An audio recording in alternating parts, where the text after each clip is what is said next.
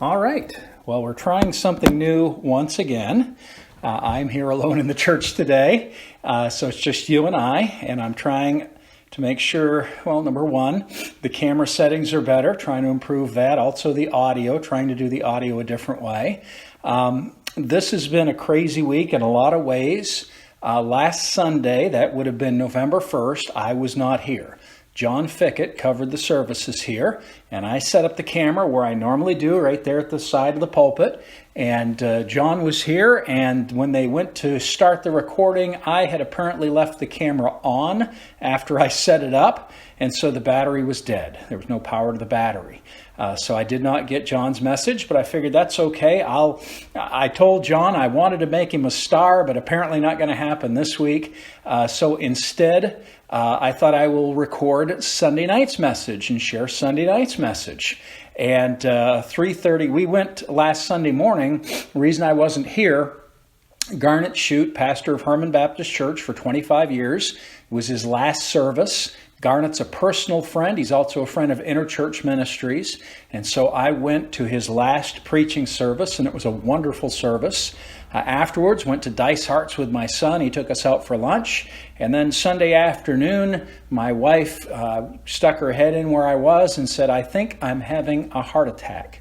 Do you think we should go to the hospital?" And I said, "Yeah, we probably should." And so we went to the Penobscot Valley Hospital in Lincoln, and they did some tests, and the initial blood work came back negative. Everything was good. Looked at some other things, and they said, well, what we do is about 2.5 hours after the first blood test, we do a second blood test just to be sure. And the second blood test, they took the blood, and we were waiting for them to come in and say, okay, you're discharged, you can go home now. And instead, the doctor came in and knelt by the bed and said, Mrs. Tenney, you're having a heart attack. We're sending you to Northern Lights Hospital in Bangor. And so that's what happened. Now, my wife got a chance to witness to the fellow that was transporting in the ambulance, got to witness to some nurses at Northern Lights Eastern Maine Medical Center. Wonderful care that she had there, and but along the way at Northern Lights, they were going to do a heart catheterization. They did some tests and took some. They injected radioactive dye, looked at the blood flow. They said, "I don't think you did have a heart attack. You had markers, enzymes for heart stress, but that may have been caused by cholesterol, blood pressure, both of which were elevated for Bonnie, both of which are concerns, and she has medication for them now." But that was Sunday night we were there. Monday they ran the test. Monday they gave her a stress test, and she took that as a personal challenge, set a personal record for stress tests, and just went at it. And then afterwards was complaining and said, I could have done better if I'd had sneakers instead of just wearing the socks that they issue you in the hospital. But anyhow, they Tuesday morning, they set up to release her 8 a.m. They said, we're going to discharge her. And they said, you'll be out of here by noon, so 2 o'clock. That afternoon, we finally left and actually had to go up to Lincoln to fill the prescriptions, stopped at the hospital in Lincoln because we'd forgotten a couple things. And the ambulance guy that had been there with Bonnie was there with the fire department. They had something else going on, and got to talk to him. He said, this is wonderful. I never find out what happens to the people I transport. It's wonderful to have an opportunity to see what happened and have feedback from you. And so we got home Tuesday and just crashed, relaxed. Of course, didn't have a lot of sleep, a lot of tired from just waiting. And then Wednesday morning, we got a call from my son. He had a steak that he bought at Roadhouse, Texas Roadhouse in Bangor on October 24th, which just happened to be one of the days that a fellow with hepatitis A was cooking. And they made it known in the Bangor Daily News, and he spent half the day, more than half the day, going all over the city of Bangor trying to find someone that had the appropriate vaccine for hepatitis A, and Texas Roadhouse paid for it. Today is Thursday, the 6th, while I'm here talking to you, or Thursday the 1st, 2nd, 3rd, 4th, 5th, there we go, Thursday the 5th.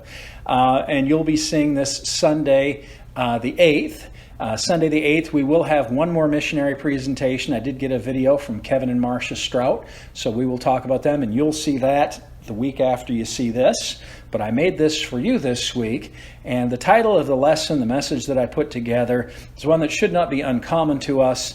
The title is Man Plans, but God Decides. Man plans, but God decides. And Proverbs 16:9 is where this comes from. Proverbs 16:9 says, "A man's heart devises his way, but the Lord directs his steps." And again, man plans, but God decides. The plan was that you'd be seeing a video from John Fickett. That didn't happen. The plan after that was you'd be seeing Sunday night service done by me. That didn't happen either. The plan was that we would relax on Wednesday, and again, everything, and that really has been 2020, hasn't it? That man plans, but God decides. Some of you watching this might have had plans for vacation or travel this year. You might have had plans for what the church was going to do and special services and music. Certainly our missions conference, our plans are always to get as many missionaries here as we can. None of that came through. But you know what? That's okay, because it was not our decision to make. It was God's. As I speak to you, on the way home Tuesday, we stopped so we could cast our ballots. And when I went to bed Tuesday night, the election looked like it was going to go one way. And then Wednesday when I got up, all of a sudden more ballots, whatever, and things had changed. I'll just throw this in there. This is as political as we're going to get. If you think voter fraud doesn't ever take place, you're a fool. And if you say there's voter fraud without evidence, you're a fool. But understand this, it doesn't matter what men do. God decides. And whoever's president next, whether it is Donald Trump or whether it is Joe Biden, God is still in charge. He's still on the throne. And I don't remember who it was, but there was one of the folks from years, like a Hudson Taylor, Moody. I can't remember for sure who it was. He said, "This one political statement gives me more peace, more comfort than any other. And that is, our God reigns." Man makes his plans, but God directs his steps. Psalm 33, verse 10 says, "The Lord brings the counsel of the heathen to naught. He makes the devices of the people of none effect." As I think about the election and the message that I'm going to preach this Sunday, just to give you a little preview on it, Tsar Alexander of Russia, when he started out fairly well, but became a womanizer, gambler, drinker, got away from the church. The head of the church was giving him a hard time, so he nominated one of his friends, just as bad as he was, removed the head of the church and put his friend in as the head of the church. And his friend, in learning what it meant to be the head of the church there in Russia, learned what it meant to be a Christian, became a strong believer, a strong advocate for the Tsar to live right, and became worse than the fellow that he replaced. Along the way, Napoleon, there were treaties signed, treaties broken. Napoleon was marching on Moscow, thinking that if I take Moscow, the fight is over with. And Napoleon ran into the same problem that Hitler's troops would run into a couple generations later. That's the Russian winter. And the Tsar fled the palace and went into some kind of a seclusion. But in seclusion, he met with his friend, the head of the church, and he said, "I've decided to commit myself to Christ, to commit myself to God, that whatever happens from here forward, I am his to use." To understand that it's not the man that makes the office, it's God that makes the man. And when the Bible says that the heart of the king is in the hand of the Lord and turns it whichever way he will, never doubt for a minute God's in charge. Never doubt for a minute we get the government we deserve in this country, in this nation. And I hear people talk about things and say things that just make no sense at all to me at all. They're talking about the character, talking about the actions of other people, and without having firsthand knowledge, how can you speak that way? And the Bible tells us that we're supposed to pray for those in authority, pray for our leadership, to obey them as much as we can, to do our best to live at peace. That's a different message. We've talked about that before. Psalm chapter 2, verse 1. Psalm 2:1 says, "Why do the heathen rage and the people imagine a vain thing?" We've seen a lot of unrest. We've seen rioting, looting. We've seen all this. And God says, why do they do that? Why do they imagine that they deserve anything? Why do they imagine that they are any more deserving of blessing than anyone else? God's the one who decides. God's the one who decides what we can handle in our lives. And he decides beyond that. Someone said that God doesn't give us more than we can handle. Someone else said he does give us more than we can handle, because that way he has to handle it and he gets the glory for it. But why do the heathen rage and the people imagine a vain thing? The kings of the earth set themselves, and the rulers take counsel together against the Lord and against his anointed, saying, "Let us break their bands asunder and cast away their cords from us." He that sitteth in the heavens shall laugh. the Lord shall have them in derision. The other saying, man plans and God decides. The other saying is, man plans and God laughs. To realize that all the politicking, I don't know about you, but I am, whoever's president, I'm glad I'm not going to see another political ad for at least 3.5 years. I am so sick and tired of watching a YouTube video and every 5 minutes, another 30 seconds of commercials, and it was all political. It was the same commercials over and over again. Thankfully, we have Dish Network. We record programs. You don't watch them live, and we just fast forward through everything. Can't do that on YouTube, but I am so glad I won't hear any more political. Someone said the other day, they were talking about the candidates here for state senate here in the state of Maine, and they said so-and-so was bought and paid for by outside. $100 million was poured in the state. Someone else said, yeah, but the person that's there now, they've been bought and paid for. And I was reminded of Mark Twain's quote. And Mark Twain says, I can say this, and I think I can say so proudly, that some of our legislatures command a higher price than any other. In other words, yeah, it costs a lot, but you can buy politicians here in the United States, and ours are more valuable. It costs more to buy a politician in the United States than anywhere else. But man in charge, we used to have a fellow that came and worshiped with us. He said, man cannot govern man. And that's true. Man led by God can govern. Man following God can govern even more effectively. But ultimately, man cannot govern man. And man makes plans, whatever nation, whatever people. I have worshiped in Bangor at the liberal synagogue, and they brought out the Torah, the law, and passed it around. And I learned that scroll, that law, was from a synagogue in Poland that had been destroyed by the Nazis. And the Nazis were keeping that particular Torah and the covering over it to display in the Jewish museum that they were going to build so people could know who the Jews were once the Nazis had completely eliminated them. The Nazis in Germany are gone. There are people, Nazis today, but Hitler and his group are long gone and dead. And yet that scroll, that Torah, is still used for worship in that synagogue. To realize that God's in charge, always has been, always will be. And so we understand that a man's heart devises his way, but God directs his steps. We understand that the heathen take counsel together for nothing. He makes all of their plans of no effect. I remember someone building a gallows to hang a Jew on because they didn't show proper respect. And who ultimately hung on that gallows? His opposition, his opponent. To understand that Jesus Christ was crucified to silence the gospel, to silence the word of God, to silence the outreach from God to man, to silence self-righteousness as a way to heaven, making that the only way, to silence that the righteousness of God could be ours. And yet in crucifying Christ, they won the victory. Without Jesus' death, burial, and resurrection, we would have no salvation. When Christ was buried, death died for the believer in Jesus Christ.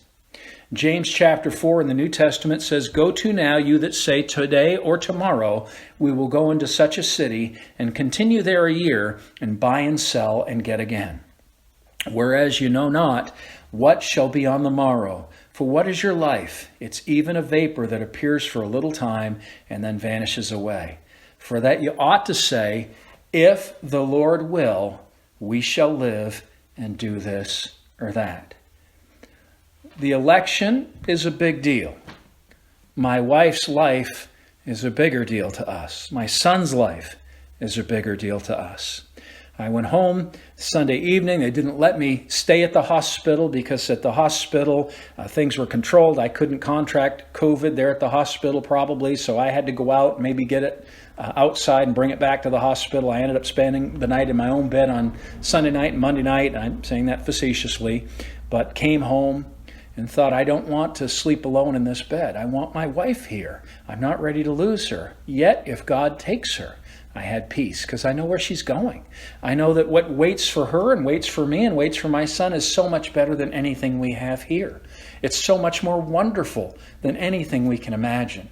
My wife has been watching zoo shows, just enjoying all these different zoo shows that she's recording and watching, and looking at a monkey no bigger than your finger, and a rhinoceros that was small enough to stand on a table, and all these different things that we've been watching and seeing, and all I can think of is the wonderful imagination of God. The other day, someone shared on Facebook, do you know what puggles are? Puggles. Puggles. Puggles are baby platypus. And they showed pictures of them. I thought, what? You would think someone would have those for pets. They're just the cutest thing. They got duck bills. They're covered with fur. They've got clawed feet, kind of like an otter. They got a tail like a beaver. And just the cutest thing ever. And the reason they don't have them for pets is because the males have spurs in their back legs that are venomous, toxic. And that's why you don't have people having a pet platypus. But I look at that. Here's a mammal that lays eggs. There's only one other series of mammals that does that. It's an anteater series. And I realize that God, looking to today and seeing what man would say, well, there was this bang and everything else came from there. And God said, I'm going to put something on this earth that's going to confound them and confuse them. I'll put the platypus and let them try to explain how that happened and how all the different evolutionary crossroads somehow crossed each other and came up with this thing. No, I understand God has a wonderful imagination. I've been watching another show, a fellow traveling the world and eating in all these exotic locations, sometimes cheap street food and sometimes in the finest restaurants in the countries that he visits. And we're looking at the scenery. They were in Hawaii, they're in Singapore, just beautiful, Rio de Janeiro, just beautiful, beautiful, beautiful scenery as far as the eye can see. And the food, the different ways, and all the different things that, we live in such a remarkable time that if I were to go to the grocery store this afternoon and look for bananas and they didn't have any bananas, I would be upset. I live in Maine. Bananas don't grow in Maine. Nowhere near here. There's some plants that you can grow small bananas and you bring them inside for the winter, but not bananas, not proper plátano. If you speak Spanish, you know what that is. We don't have that around here. It's an amazing time we live. But there are things that just wouldn't even make the trip, like bananas and kiwis and other things from other parts of the world. There are things that wouldn't make the trip here. And I'm watching these things prepared. I'm watching them eat them. And I'm watching, they had a nut that you harvest and you bury in the ground for 40 days because it's full of cyanide. And they soak it, and they bury it in the ground, and all the cyanide leaches out, and the fellow was eating it, saying, this is delicious, this is wonderful. But then you got to wonder about the people, 39 days, apparently that wasn't long enough. Get someone else in to try, and we'll try for 40 days, see if that's long enough. To realize that God knows all this and put all this here for our enjoyment, for our pleasure. To realize his great imagination and the mind that created all things. I told someone today I could live 1,000 years and have all of the money in the world, and I could never see and do everything on this planet that there is to see and do. And that's just this planet. Understand this, the God that created the universe, it says the universe is the fingertips, finger painting of God, all the things that he made, all the things that he did. He's more interested in you and I than he is on the stars and the planets. They're all out there and they're all according to his will and plan, but he invests himself in us. He sent Jesus to die for us. Not the universe, not the creatures, but for us. To understand that we can make our plans, but God will always reserve to himself the right to overrule and the right to make his own way and make his own decisions. To understand that when God overrules your plans, my plans, it's always for our good. It's always for our benefit. We just studied Hezekiah in Isaiah. And Hezekiah, when God said, Hezekiah, you're going to die, prepare your estate. And Hezekiah rolled over to the wall and said, God, please let me live long. And God said, I'll give you 15 more years. We think that's wonderful. He extended his life. But 2 years later, Hezekiah had a son named Manasseh, who was an awful king, and one of the reasons why God allowed the Babylonians, the Assyrians, others to come and judge the kingdom. If Hezekiah had gone home when God told him that he was going to take him home, that wouldn't have happened. Someone else would have done it, but it wouldn't have come from Hezekiah directly. Understand this, his works, his plans, his will is always in our best interest. Romans 8:38, all things work together for good, not for just everybody, but to those that are His, called according to His purpose. And we are His. Don't fuss, don't fret, and I'm amazed. Most Christians I talk to have peace through this election process, and we should. We should. Because it doesn't matter who sits in the White House. God is on the throne of heaven. God is on the throne of His creation. You and I have nothing to worry about and everything to look forward to. He's good to us. He loves us. He cares about us. He wants what's best for us. Lord bless you as you watch this. And as I said, next week we'll be back to things as usual. And for all I know, you may never see this. We may never get this online. I may be just talking to a camera. The Lord may come back, and maybe those of you who normally watch won't watch this. Other people may find it, though, after the rapture. Who knows what God's going to do? Only He does. And not only does He know, but it's according to His plan. Take comfort in that. Lord bless you. I'll talk to you again next week. You have a great week, and may God give you opportunity to serve Him as you love Him and present yourselves to Him. God bless.